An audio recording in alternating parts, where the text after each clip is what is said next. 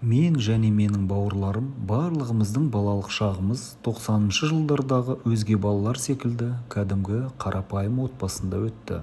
Бүгінде жасым 40-қа келсе де, әлі күнге бір нәрсе ойымды сан-саққа жүгіртіп, еш маза бермейді. Бұл сұрақтың жауабын сірә ешкім таба алмас.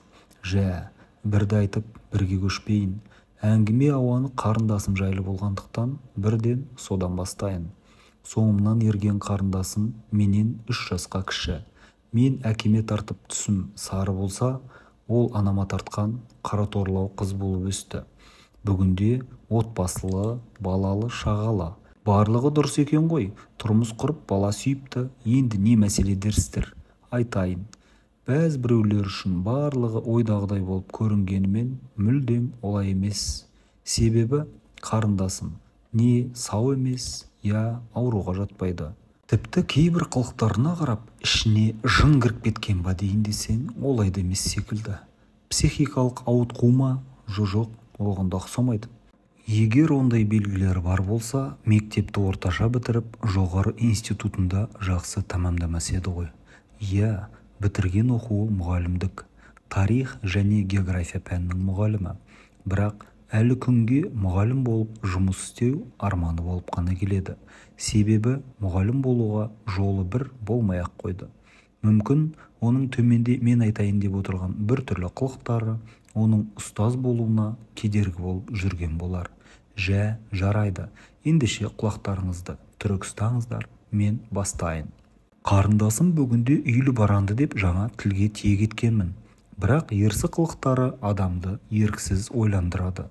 Мысалы, жолдасы таңнан қара кешке дейін таксилетіп жүріп, үйге алып келген азық-түлікті ол мүлдем ысырапсыз пайдаланатыны бүгінде үйреншікті жағдайға айналған. Сондай-ақ шәй дайындаса, шекер толы пакетті дастарханға сол күйінше ыдысымен барлығын төңкере қоя салу, шай ұнтағын қорапшасынан шәйнекке тікелей аудара салу, бір тірлікті аяғына дейін жеткізбеу, екінші тірлікпен айналысып кету оның үйреншікті жағдайы. Салақтығы туралы бір шама ұққанды боларсыздар. Жарайды, оны салақтығы деп түсінейік, онда одан ары қарай кеттік. Сырттай қарап тұрсам, өзге жанұялар секілді қарындасым да үйінің ішін тап-тұйнақтай етіп ұстағысы келетінін, жақсы ас ішіп, жоғары тұрмыс кешуге талпынатынын да байқаймын. Бірақ ол кіріскен тірліктің аяғы міндетті түрде ұрыс-керіс не шалағай тірлікпен аяқталады. Ол қай тірлікті бастаса да соңы баянсыз болып шығады. Мысалы, осындай бір жағдайды тілге тиек еткенді жөн көрдім. Бір күні қарындасымның туған күніне үйіне шақырғасын, ағасы мен жеңгесі болып, жұбайым екеуміз бірге бардық. Менің жасым күйеу баламен және оның достарымен шамалас болғандықтан, кейде осындай қуаныштарға барлығымызды бірге шақыратын әдеті бар еді. Әдеттегідей, күйеу баланың жолдастары Құдеке деп мені төрге шығарып, шәйді алдымызға алып отырғанбыз. Бірақ күздің күннің салқындығынан ба, әлде кешкі ас ішпей келгендіктен бе екен, барлығымызда кешкі қонақтық асты күтіп, қарнымыз аздап шұрылдаса да, білдірмей ананы, мынаны әңгімелеп отырдық. Көп ұзамай қарындасым бұл бұрқыраған мантының да дайын болғандығын айтып, біз мәре-сәре қол жудық.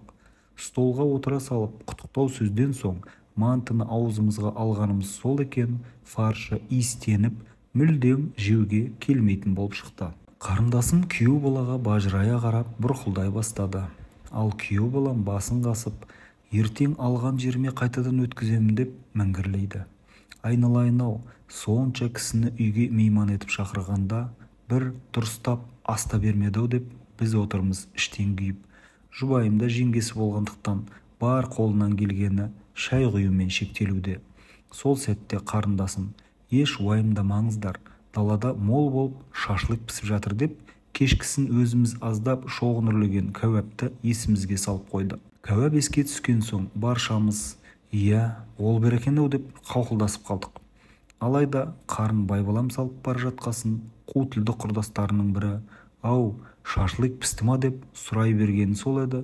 Қарындасым жан ұшыра үйге кіріп келіп, ойбай, шашлыкты ит тартты, ит әкетті деймін мен саған, ит тартты, не қылып отырсың деп біздің көзімізше күйеуіне дүрсе қоя берді. Барлығымыз далаға ытқи шықтық. Ендіше бағанадан бері манты бұйырмаса да шашлықтан ауыз тиеріміз деп отырған жұрт емеспіз бе? Содан не керек? Ит жегенін жеп, қалғанын жерге түсіріп, былғап, ақыр аяғы шашлық та мүлдем жарамсыз болып қалды.